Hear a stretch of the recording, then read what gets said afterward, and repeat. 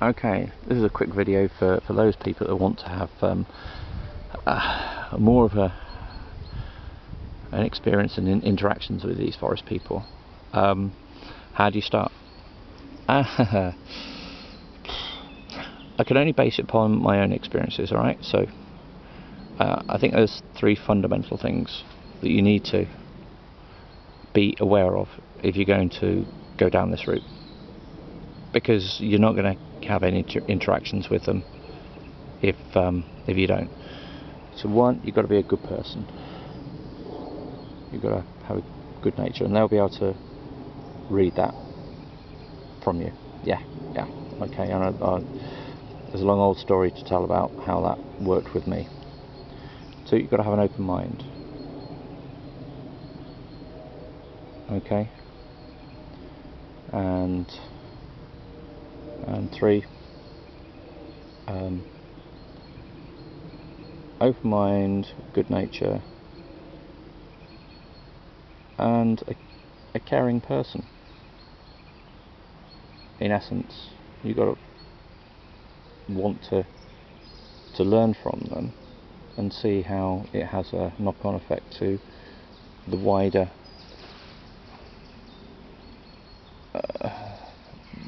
subject. Caring for the environment, caring for each other, all of that. And you've got to be able to show respect, absolute respect for these forest people. What I used to do when I first started acknowledging that there was Sasquatch here in this wood, once I found the evidence that was not natural, it was, you know, very bizarre human behaviour if it was human behaviour, but it certainly wasn't natural. And then ticking the boxes saying, well, that's happening in America and it's exactly the same sort of behaviour. Then I started to come here and show respect. I would come here with a plastic bag and I'll pick up litter in the forest. When I'd entered the forest area where I do my research, I would bow. I would bow to them. I kid you not. I came into the forest and I used to bow to the forest people when I entered. That was my way of being courteous and showing respect for them. But the problem was, I was doing that and then doing the spying, using the trail cameras, which they interfered with. They switched off on many occasions, and I had long surveillance cameras, microphones. I had the works. So it was trickery, and I didn't have anything. I got nothing really to show for that. And it was only once we'd started to have the nighttime investigations, and we saw the weird stuff happening, is when we decided that we'll ditch all the cameras and that.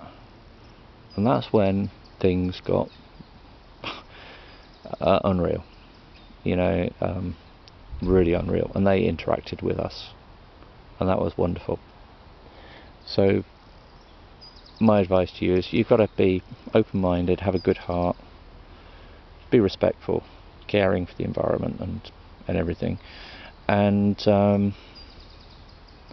then maybe they'll reach out to you if you're trying to reach out to them, because they do want to have interactions with humans. They want to help us on a new journey to enlightenment. They're smart. They want a world that is free of hurt and the way we're going with the world at the moment. You know, we're killing each other. Why? We're destroying the environment. We don't care about tomorrow. They want to help us, alright? And we've got a lot to learn from them. The things I can tell you about my experiences with them will that'll be for another day, but they do give back. They really do give back.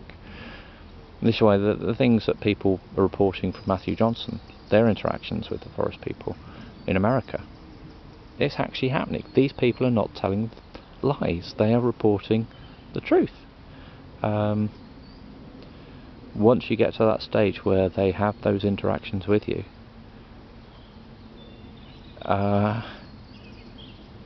it's beyond our understanding of science. And so that's why you've got to have an open mind. Okay? So, first of all, you need to find an active area. Okay?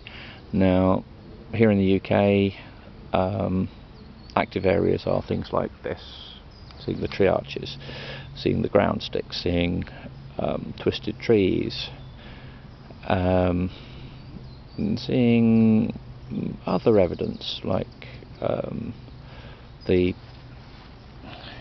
where tree branches have all been stacked up in like a teepee, but it's not, you know, a camp that kids have made, because there's nowhere to actually sit inside. So that was some of the things that I first noted. The other thing is the big X's. Big X's. There's not many of them. I can report on from the location I'm at, but they are there. Some of them are a little bit more harder to spot, but there are some really big X's. And make sure you're not just looking at deadfall. All right, you've got to check where the stumps are to the tree that's supposedly fallen. If there's no stump there, then that means that tree's been moved. If that tree's been moved into the shape of an X, then you know it's one of the features that they've recorded to show it's their area. Okay, so find those areas first, and then you've got to reach out to them. Now, they're not going to come to you straight away. You've got to build that trust with them over time. So that does mean trying to find a like-minded buddy who's got a similar sort of character as yourself, and then going out and doing night sits. Alright, without the technology, without the trickery, without the cameras. Just take your torch and a chair and just sit there and let them come to you. Okay? I underline that, let them come to you, because if you're going to go out looking for them at night time, you're not going to come across them, or it'll be a very brief encounter. If you want the ongoing type of situation that I'm receiving, then you have to let them come to you, to work you out, to get used to you, and then you'll find the interaction will follow suit, and it will be beyond what you understand or appreciate. Believe me, you're in for a shock, because as I mentioned before, technologically speaking, they are so far more advanced than we are, but they are good-natured souls. In America, I think you've also got another element. I think you've got a bad element. Now, Matthew Johnson says that you've got the Trachon. Okay. I think here in the UK we've only got the Zanu. There are reports of dogmen and things like that, which I'm not too sure. Are they misidentified Sasquatch? I don't know, but certainly the ones that we're dealing with are the Zanu, and that's where you get the big X's. So go out, try and find those big X's, because you know that's their area, and if you're in that area trying to make contact with them, then the chances are they'll look out for you. They'll understand that. They'll read your mind. They'll reach out to you. Eventually, if you've got those sort of characters, like the caring, good-natured, good heart, respect, open mind, they'll reach out to you. And that's where me and my colleagues got. And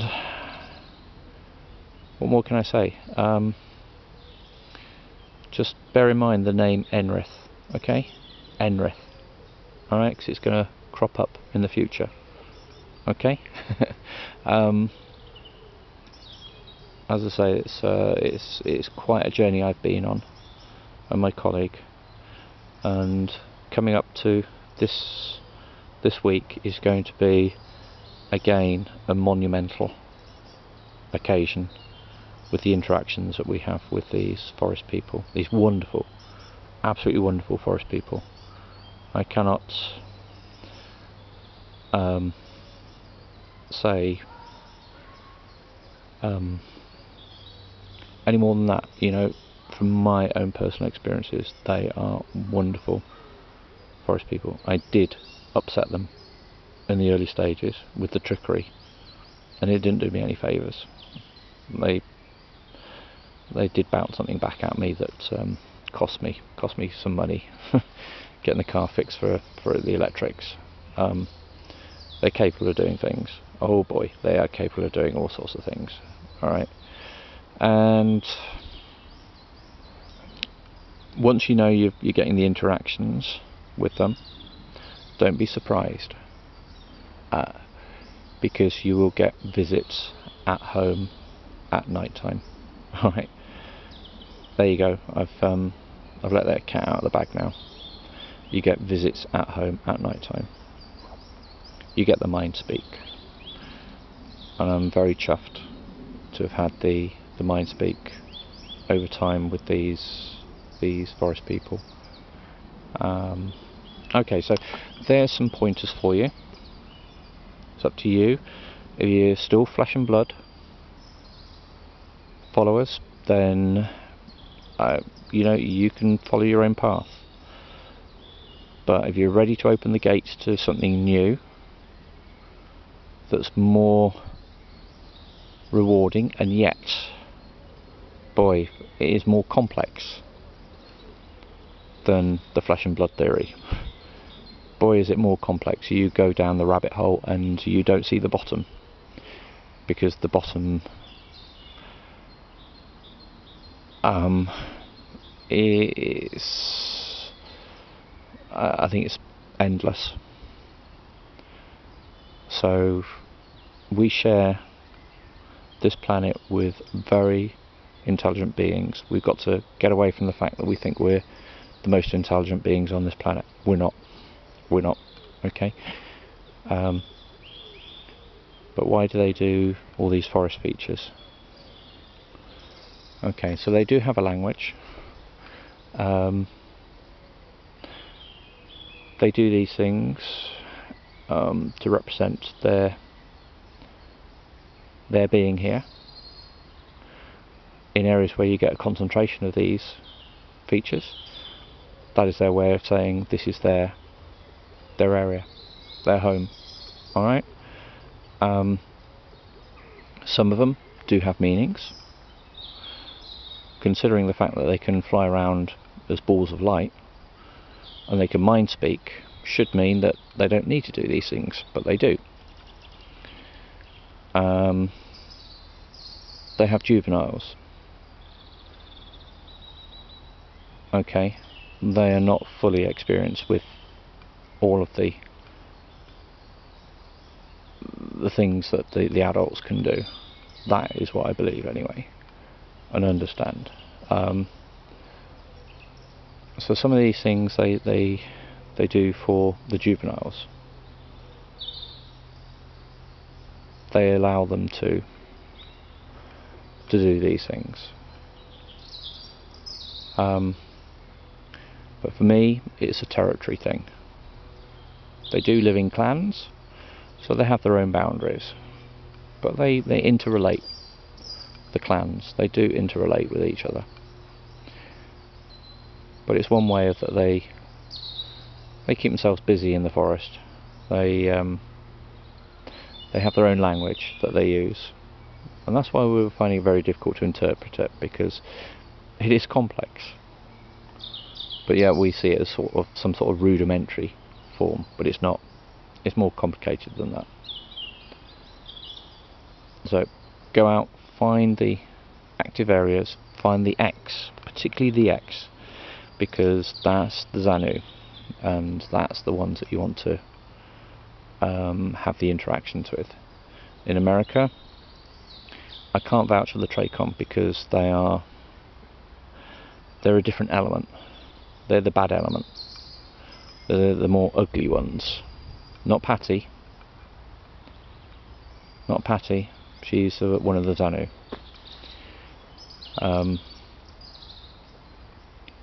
But yeah. So that's my advice, and I've been asked by a number of people over time, how do I interact with them? Now those are my sort of ideas on that. I hope that's been helpful, and good luck, and I hope you do have the interactions like I do, because it will change your life. It will change your whole concept of life. There is magic in the world. There's no question about it. There is magic in the world. Alright, so on that note, I'll say over and out. Thanks for watching. Bye bye.